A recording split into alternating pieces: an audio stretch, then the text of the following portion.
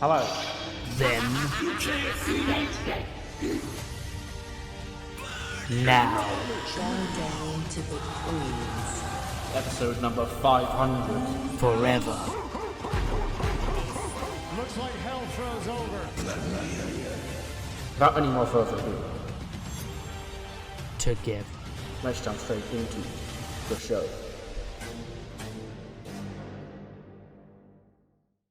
Hello, I'm at episode number 124, I believe, of the TEW IX Challenge Run. We're here for SmackDown, the second show on the European tour in Bologna. And yeah, we have a pretty stacked show tonight, including we will find out who will go to WrestleMania to challenge for the WWE Tag Team Championship. It's our main event, a fatal four-way tag team match. Sharkey go Pretty Deadly, The Hurt Business, and the Revolution do battle in that match. Plus, Sami Zayn teams with Buster Gates to face off against Bobby Lashley and Ricochet of The Hurt Business. We have the Mega Sis defending the Liberty Championship. We have Ariana Grace against Nova Nebula, and a whole lot more. So, without any more further ado, let's jump straight into the show.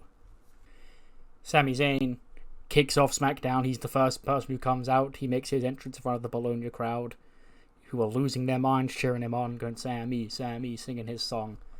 Yeah, he's the first man out, and we kick off Bologna with some tag team action. It's Sami Zayn and Buster Gates against Bobby Lashley, the World Heavyweight Champion, and Ricochet of The Hurt Business. 82. Sure. Yeah, Buster and Sami, they don't have negative chemistry, they just have neutral, which is fine. But yes, it is the Hurt Business who pick up the victory.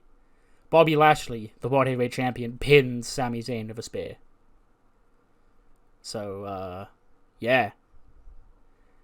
Sami, on his quest to get a shot at the championship, comes up short tonight. He's been pinned by the World Heavyweight Champion in tag team action to kick off the night here on SmackDown.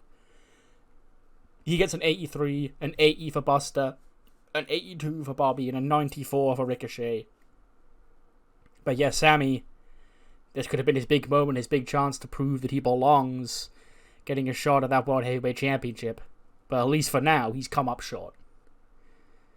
And, after the match, Sami gets to his feet, and the crowd's cheering him on, still chanting his name. And he, takes in the reception from the crowd in Bologna.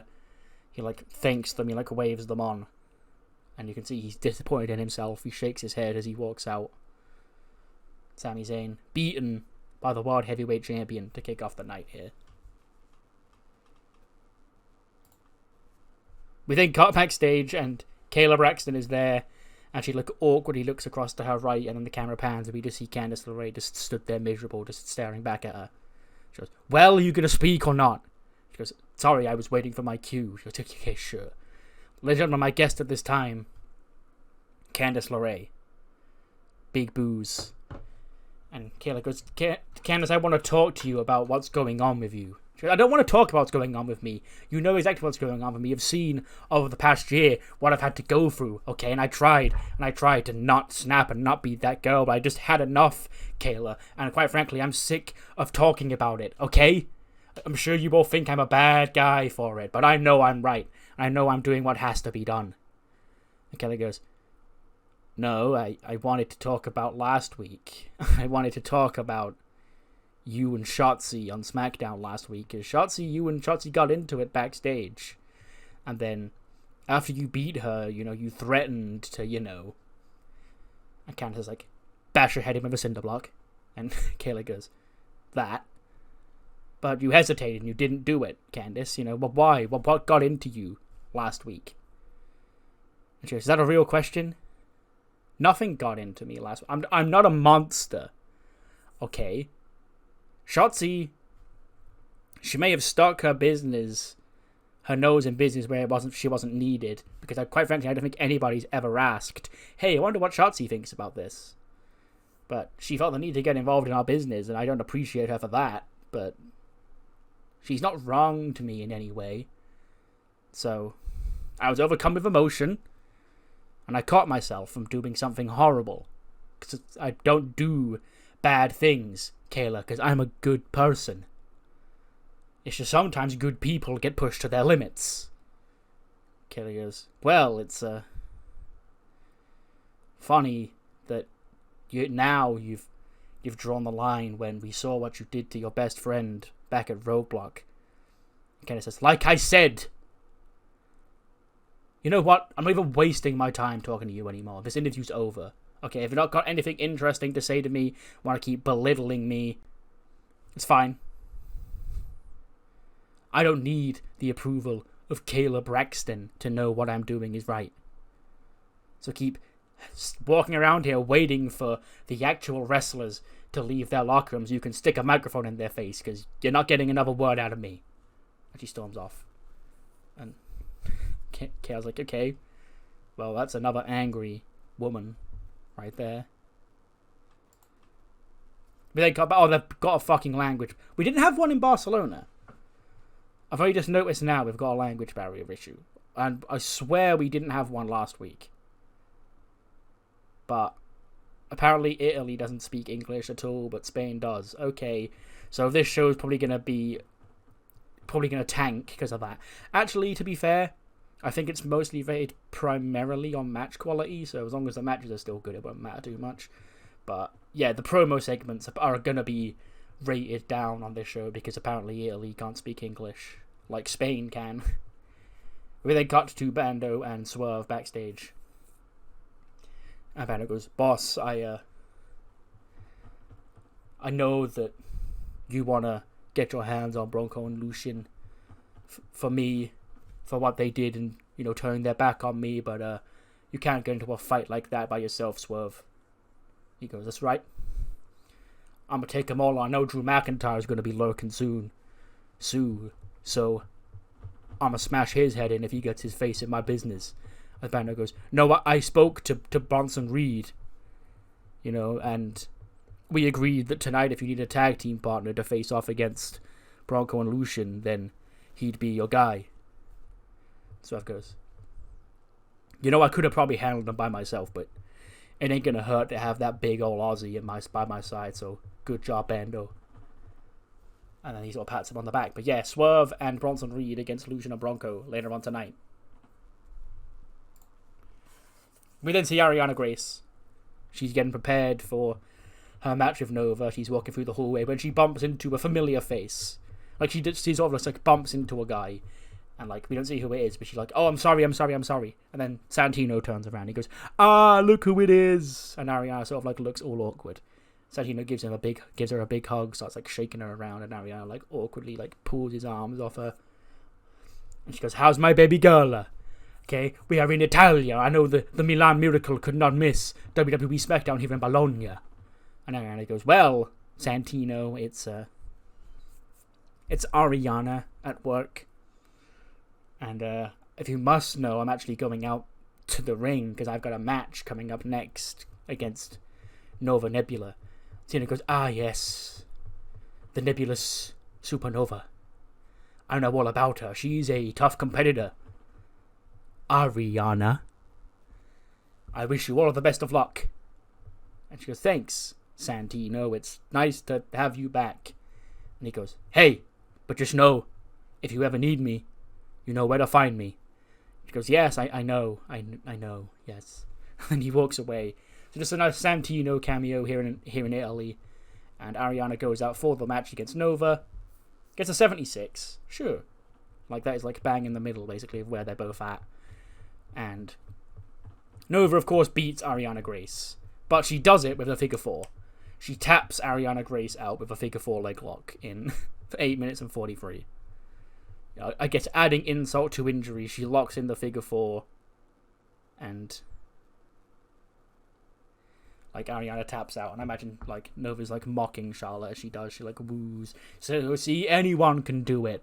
Anyone can do it. You don't have to be genetically related to Ric Flair to win with a figure four.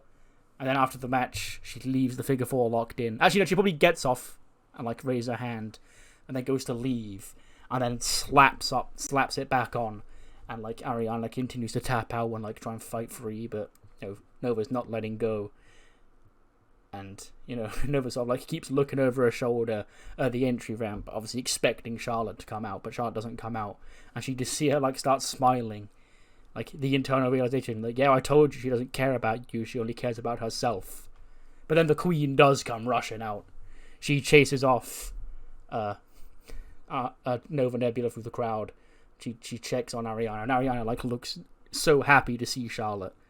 Charlotte showing some care and appreciate, especially given things that have happened on Raw recently in a not too far away circle to where Nova used to be. Charlotte should probably start being really appreciative of Ariana and all the things she does for her, because you never know what might go wrong. But yes, no, Ariana is so happy that her queen has shown her love for the first time, really. Actually, that's not true. Actually, she's grown warmer to Ariana ever since Ava left, and yeah, Charlotte Flair back, helping her friend Ariana Grace. We then cut to the GM's office, and we see Nick Aldis. He's like panicking, and he goes, please put him down, we can sort this out. Then the camera pans across, and Oba Femi's got Adam Pearce pinned up against the wall. He goes, what I said was last week I was not beaten in the main event, okay? Big Bronson Reed, I'd say he survived me, but he didn't even really do that. The match was called off to protect Bronson Reed. I want another shot at becoming the United States champion. I don't care what I've got to do to get it, Adam. Do you understand? Appears like, yes, put me down. And Oba Femi drops him on the floor. And he goes, good. Get it sorted, because I will not be walked all over, because I have no issues putting people in line if they wrong the ruler, because I'm the ruler around here. Look at me, Pearce. And Adam Pearce looks up at him and he goes, I'm the captain now. And Oba walks away. Adam Pearce gets himself to his feet. He sort of like dusts his suit off. And Nick Aldis goes, wow, that could have ended really badly. He goes, yeah, thanks for your help, by the way. It was no problem. We then see a frustrated Charlotte making her way through the hallway, and Kayla catches up and goes, Charlotte, first of all, welcome back to SmackDown. Last week you won a round when we went to Barcelona, but you're here tonight in Bologna. What brings you to SmackDown night? And she goes, Kayla, first of all, my job, but more importantly than my job, my friend. Since the Royal Dynasty formed 2 years ago, a lot of people have said some things about me and how I treat Ariana and treated Ava, and it was Ava leaving that made me wake up to all that. And if you recall, Kayla Braxton, Ava Raine left the Royal Dynasty, 5-6 months ago to go be with her family? Not 2 years ago, right? That wasn't going on back in 2023 when Nova Nebula was off getting knocked up in an affair. No, this is new. This is why Charlotte Flair. This is a queen who never used to value other people, but now realizes that as, maybe the sun begins to set on my time at the top here of the women's division, because the competitive nature of the next generation is so damn high that I'm going to have to fight to keep up or get left behind. I realized that I could use some extra hands, but those extra hands, they're not just extra hands anymore, Kayla. Ariana, as much as she may get on my nerves, she's my friend, and she brought a new side of me out that I didn't even know I had. And for Nova, someone who has held a petty grudge against me for 2 years ago, for not winning a match at WrestleMania? Nova, you could have just beat me. Other people have. Dakota Kai beat me. Countless other women, Becky, Sasha, Bayley, all of them beat me. But you didn't. And you could have just, taken that on the chin and said, that was my first WrestleMania match, a big women's championship match against Charlotte Flair, and I came up short. It's nothing to be ashamed of. But you decided to go the bitching route, and you kept a vendetta inside you for 2 years. That's really sad. Kayla, because I get this reputation of being this big bad boogeyman for the women here in WWE, but it's never actually because of anything I did. It's because of bullshit like that. Bullshit like Nova Nebula during her time away, holding a grudge against me, when all I was doing was being the best and she couldn't beat me at my best. Nova, a wise man who I knew all too well, once said, to be the man, you've got to beat the man. And when it comes to the women's division here, to be the queen, you have to beat the queen. And Nova Nebula, girl, darling, babe, honey, all of these terms of endearment I can use to passive-aggressively put you down. You can't beat the queen. And that's not on me. That's not on Ariana. It's not on Ava. It's not on the Royal Dynasty. That is on you.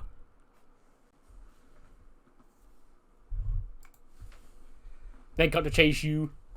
They're in Gorilla. Andre Chase getting all hyped up.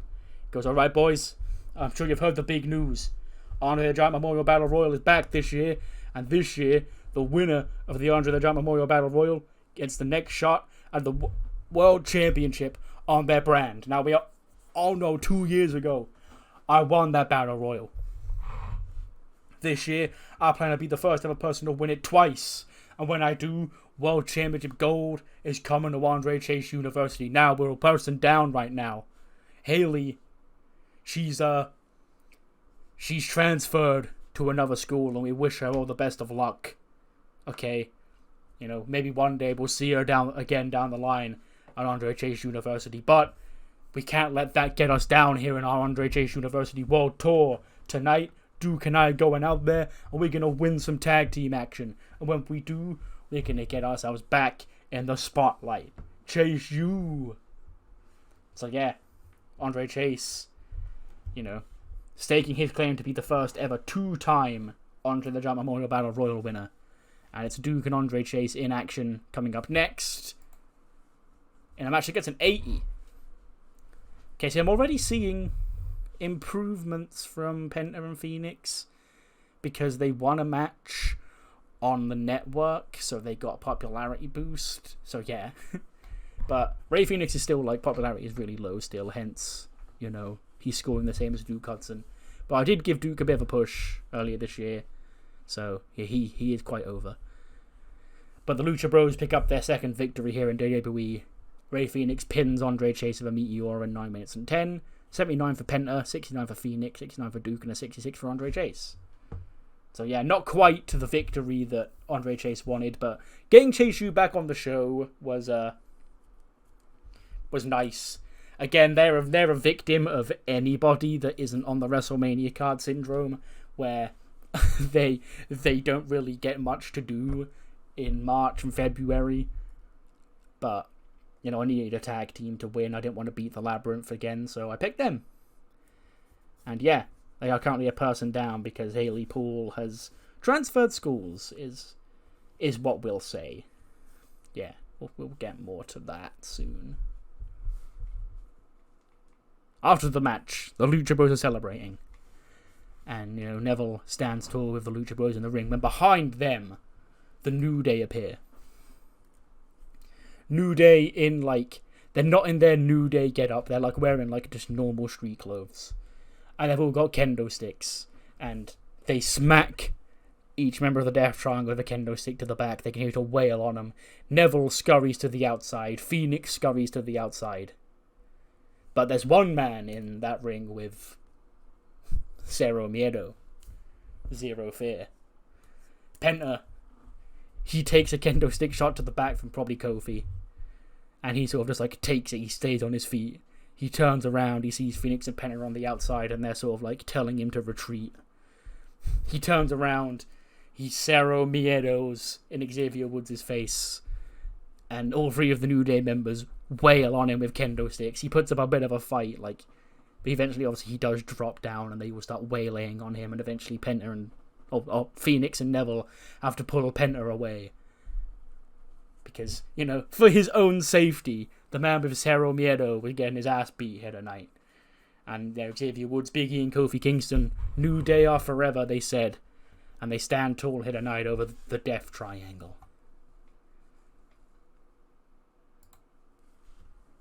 We then see Johnny Gargano. He's getting ready because he's actually got a cruiserweight title match on Velocity coming up after SmackDown. And then he bumps into...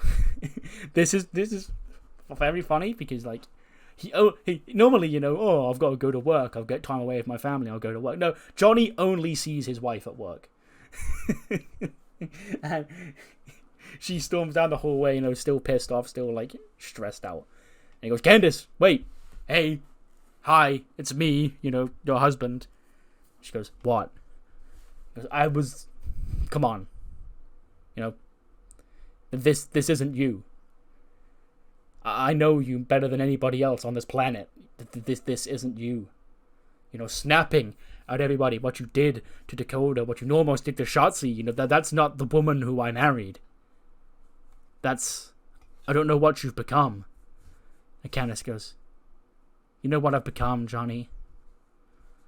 I've become somebody who is sick and tired of being walked all over. Friendships meant nothing. And, I'm only doing what has to be done because nobody else wants to do it. I didn't touch Shotzi last week. I haven't touched you. Because you've done nothing to wrong me. So don't worry about it. It's not your business. You've got a championship match, Johnny. Go win that. And I'll worry about myself. And Johnny goes, well, the baby's worried. And Candice stops, turns around and goes, tell the baby it's none of his business either. When he's old enough to understand, he'll understand, and hopefully he'll be on my side, or else he'll be another one who's dead to me. Johnny goes, well, funny you mentioned that, because I was talking to Dakota after Roadblock, and as Candice is walking away, she stops at the sound of that and just turns around and goes, you were what? Because I said I messaged Dakota after Roadblock, you know, I wanted to make sure she was okay. Candice goes, why? But why? Do you love Dakota more than you love me? And she goes, no, I've just because over the past few months we've come to become close friends, and unlike you, I don't stab close friends in the back. You know, they tend to stab me in the back. You know, Tommaso, God bless him, still hanging around with those House of Black boys after the way after he sacrificed himself for me. And Candice goes, sacrificed himself for you, right? That's what you'd say? Because I sacrificed everything for her. Okay? I sacrificed my shot at being the Women's World Champion at WrestleMania, getting my championship back against the woman who took it from me, cheated to take it from me, and then held this division hostage for a year. And I gave that up because it was her time, it was her opportunity. But when she lost the championship, oh no, it was never all about us. It was all about her having to get her championship back, and how it was selfish to get the championship off the person who took it from her when I sat back and let somebody else do it. But yet I'm the bad guy because I think it's wrong to hand the WrestleMania challenge opportunity to the woman who dragged us to hell. The woman we became friends because we tried to stop. Johnny, if back when you and Tommaso were going through what you were going through, you took Tommaso down, and then 6 months later you had the opportunity to give the championship back to Tommaso, would you do it? Johnny goes, well, I think it depends. I goes, would you do it? And even worse than that, if you did decide you wanted to do it, would you stand there and shake his hand? After months? That's what I thought. I never thought you would side of somebody else over me. And if I don't have you, if your head's already off somewhere else, chasing Dakota, then what do I have? Nothing. And if I have nothing, Johnny, what do I have to lose? He goes, a lot, you know, just being a good human being. Because I am good. Maybe you want to take a page out of my playbook. She just walks away. And Johnny sort of just stares off like, what the fuck?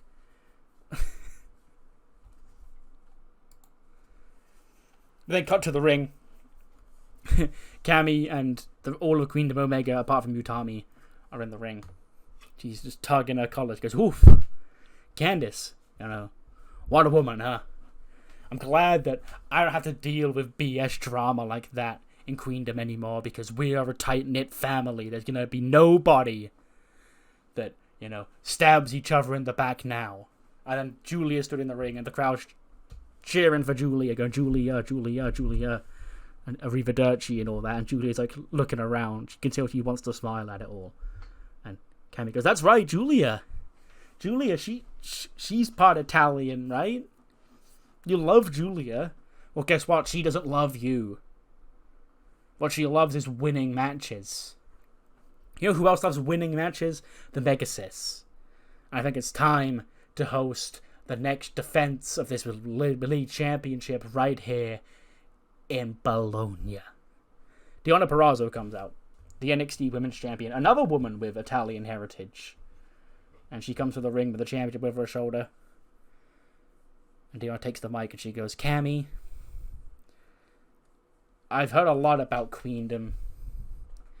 I've never been face to face with any of you. But with an opportunity like this, in a city like this, in a country like this, I can't think of a better time to win my second championship and silence you and this Megasis right here. Deonna Purrazzo, the NXT Women's Champion, looking to become Deonna 2 belts against the Megasis. Gets an 82. We'll take that. That's actually really good, to be honest. Megasis beating people has, you know, really helped her a lot. She'll be in a good spot come Mania. The Mania match could get a blue at the rate she's going. She has got over very quickly. But yes, Deonna puts up a fight, but in the end it is Fate's Descent. 12:47. Deonna goes down, and the Megasis makes defense number 9 of the Women's Liberty Championship. 74 for Deonna, 71 for the Megasis. Then after the match, the Megasis I imagine the other members of Queendom Omega are gone at this point. They go to the back once the match starts. So it's just the Megasis and Cammy out there. She says, wow, would you look at that. Defense number 9 in the books, ladies and gentlemen. The most dominant women's champion in the history of WWE stands before you. You've not seen a woman like this in this country since the ancient Rome, okay? Now she's accumulated tonight her 9th defense of that Liberty Championship. Which means the Megasis is 1 defense away from being able to activate the 10 clause and challenge for the World Championship. And you know what that means? Queendom Omega have another chance at taking the World Championship should somebody back there think they're a hero and manage to somehow take it from us. But let's make this special. Deonna, she gave the hometown fans here a hell of a show. But for defense number 10, anybody else back there who wants a shot, come out here and take it.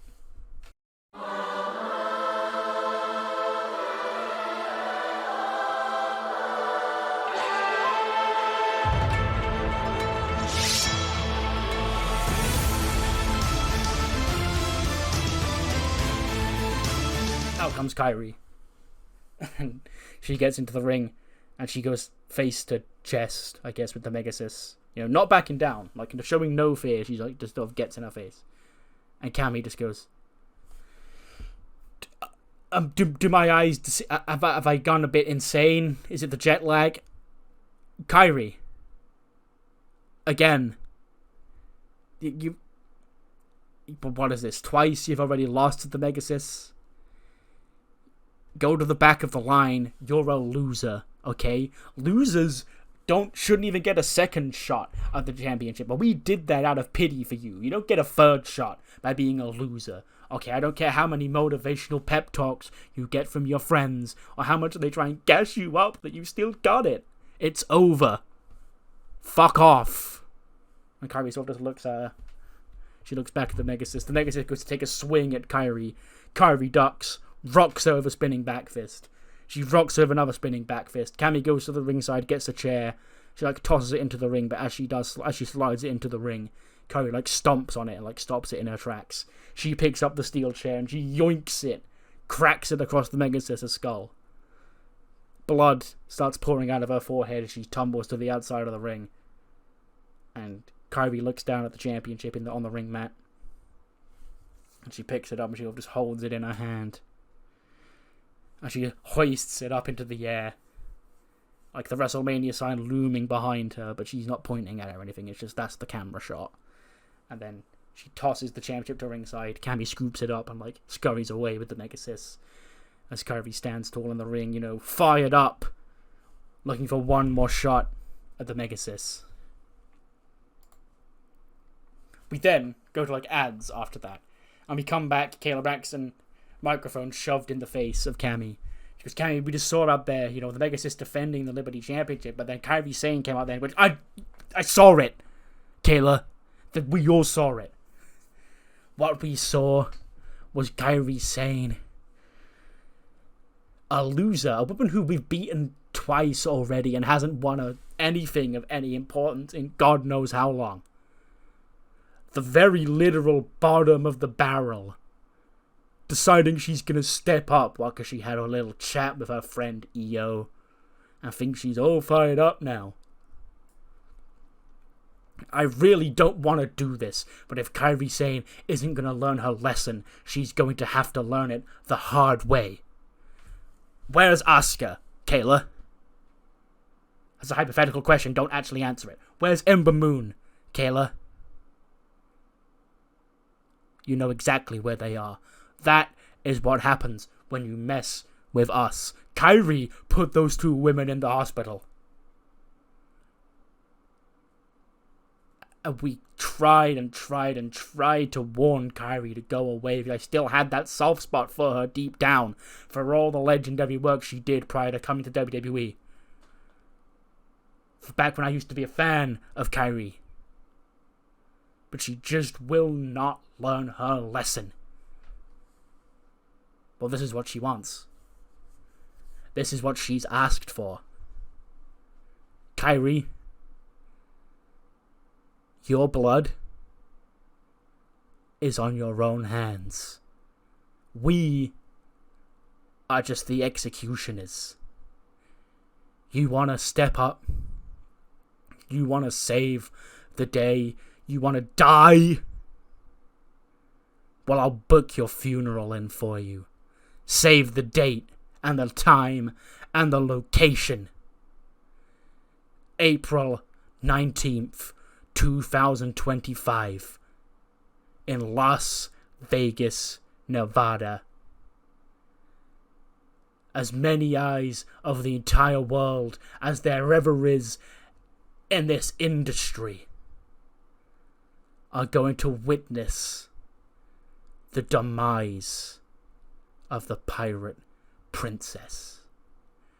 And she storms off. We hear like a commotion from a locker room, and Cammy sort of stops and goes, "That must be something else I need to attend to." And we follow her down the hallway. We go into the Queendom locker room, and Io is in there throwing hands of Saya and Yoko and Utami. Julia nowhere in sight, by the way. But them three come in there. Saya grabs the Queendom flag, tries to wrap it around Io's throat and try and choke her out. And then Cammy and the Megasis walk goes, "Well, look what we've got here. Siren and Yoko hold Io in place as Utami fucking smacks her in the face with the championship and just holds the championship in her face. Cammy sort of squats down and goes to Io's face and goes, "This is what you wanted, right? Maybe I was too harsh on Kairi. 'Cause Kairi, she could have stepped away, yes, but it was you. It's always you. You were the one who put her up to that. Because you think WrestleMania is going to be this big night for your career. And you gaslit Kairi into taking up this challenge with the Megasis once again. And that just makes it even better.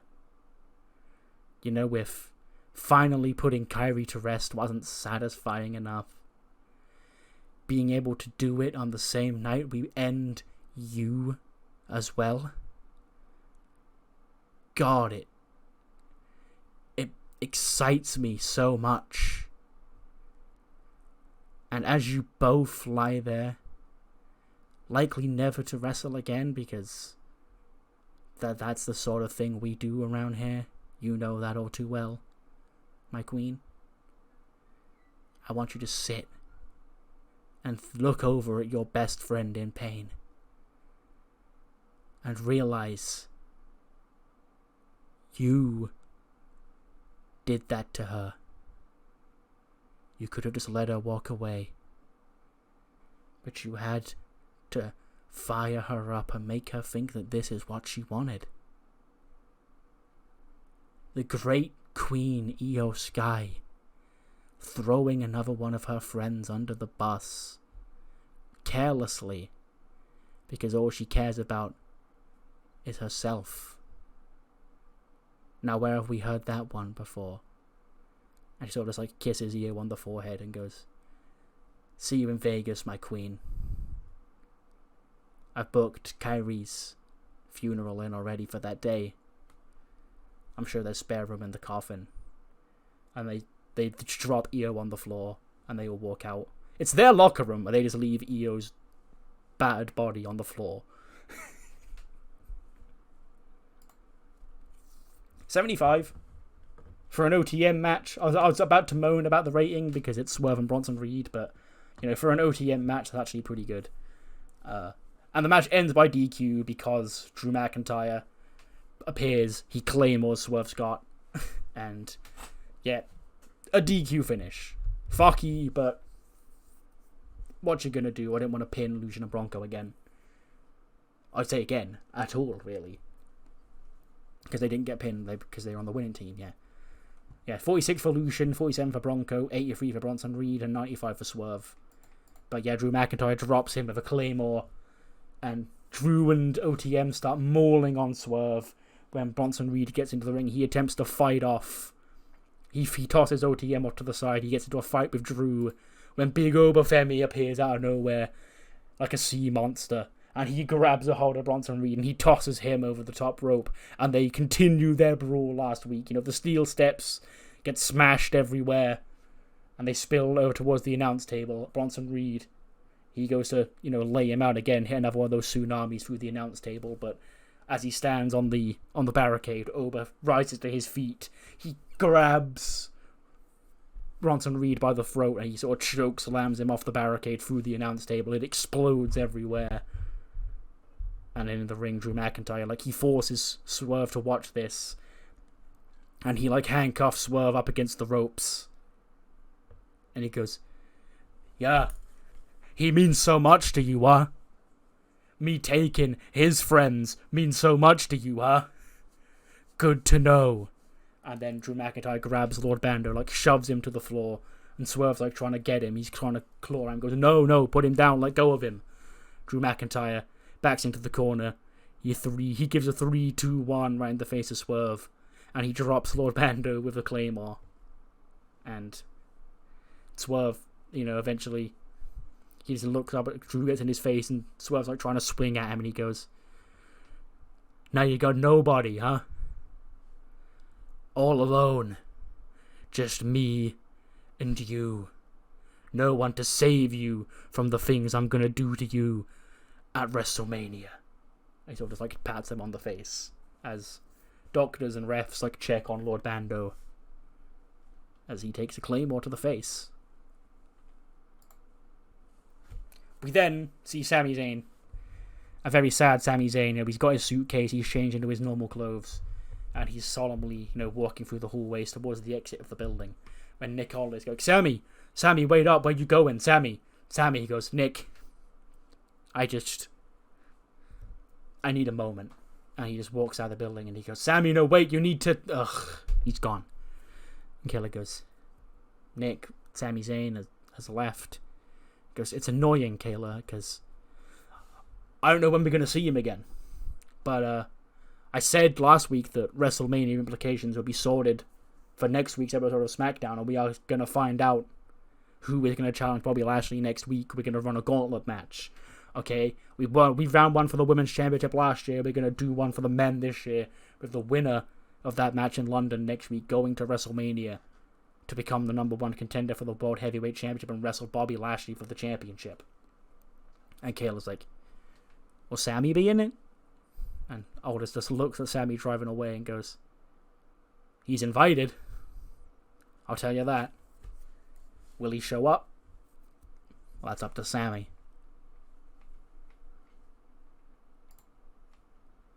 We then cut to the crowd, and we get an overview of Bologna, and we see Gianluigi Buffon is in the crowd. They did, when they were in Italy in real life, they had Buffon do stuff with them, but they never used him on SmackDown, which is, when you've got the GOAT like that, put him on screen. So yeah, Big Buffon is shown in the crowd. And we cut to the ring, and the women of the Learning Tree are in the ring. And Kai goes, listen up. Okay, I know I'm not respected around here. I know I'm new. I know I don't get time to do things on myself. But Kaya Saint has issues. I got to sit out for weeks because of Candice LeRae's attitude, okay? She was talk back there about not doing what she did to Shotzi because she respects her and she didn't wrong her. But then she did what she did to me and didn't apologize for it. So I want my lick back, Candice. Get your ass out here right now. It's not Candice LeRae, it's Julia. Julia's theme hits to a big pop in Italy, and she is going to wrestle on this show. Julia versus Kaya Saint coming up next. Gets a 70, just a quick little match. Julia wins with the beautiful madness, just to, get the Italian crowd to pop for her. 91 for Julia, 27 for Kaya Saint. And after the match, Julia celebrates in the ring. Jericho comes out to ringside, to check on Kaya, when he spots Buffon in the crowd. And he gets in Buffon's face. He goes, hey, you're just like that other kid last week, huh? Except you're a lot older than he is, huh? So you must be washed up and finished. And Buffon smacks Chris Jericho in the face. Jericho drops down like a sack of shit after he gets a slap from the greatest goalkeeper to ever live. And Buffon hops the barricade and he raises Julia's arms. Two Italian greats here in Bologna. And Julia's been very, over and friendly to the crowd here tonight. That's something.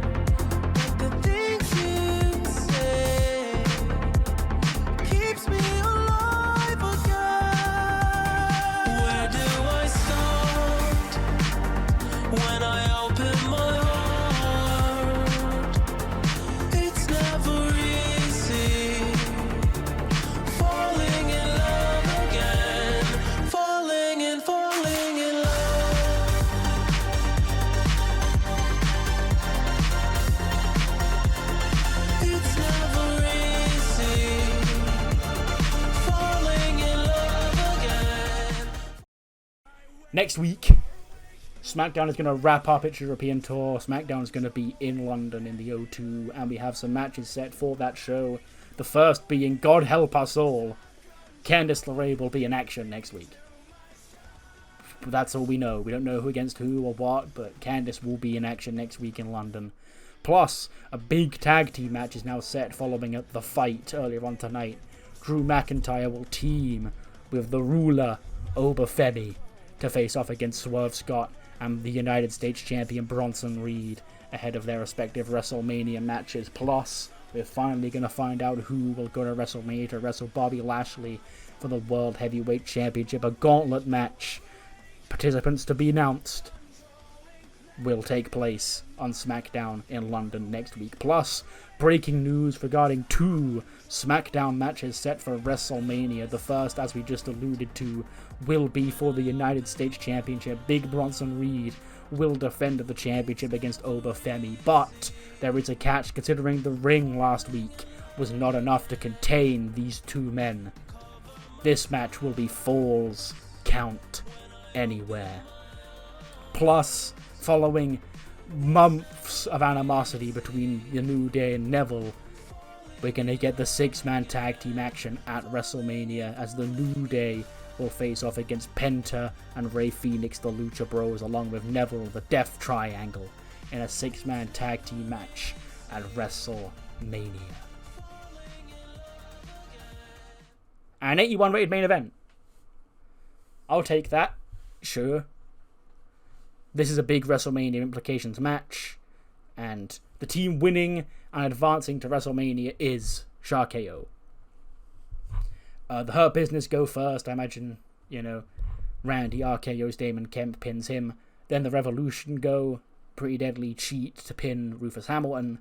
And then finally we get Pretty Deadly and Sharkeo. They get a bit of an extended time as the final 2 teams before Randy does drop Kit Wilson with an RKO.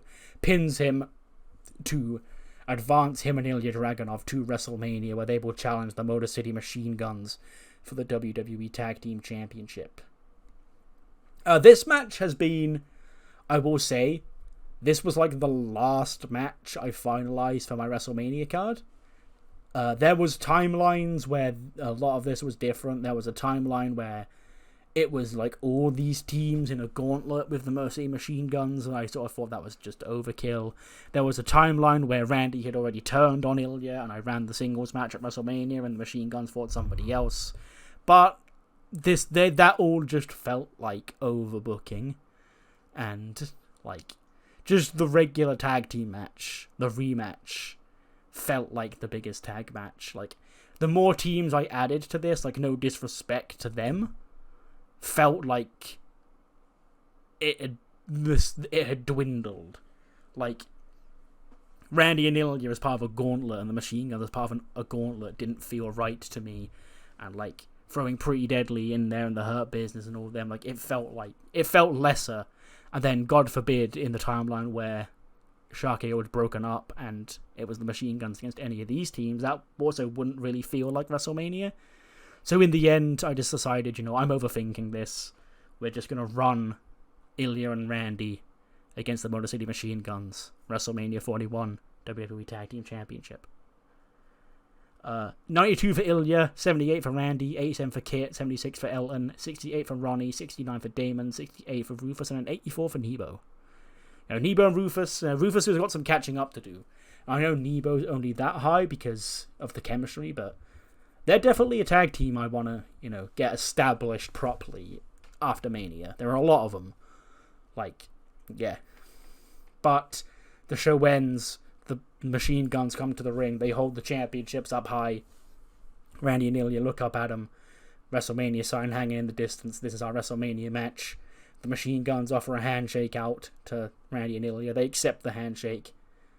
And then Randy Orton drops Alex Shelley of an RKO. And immediately just rolls out of the ring, laughing at himself.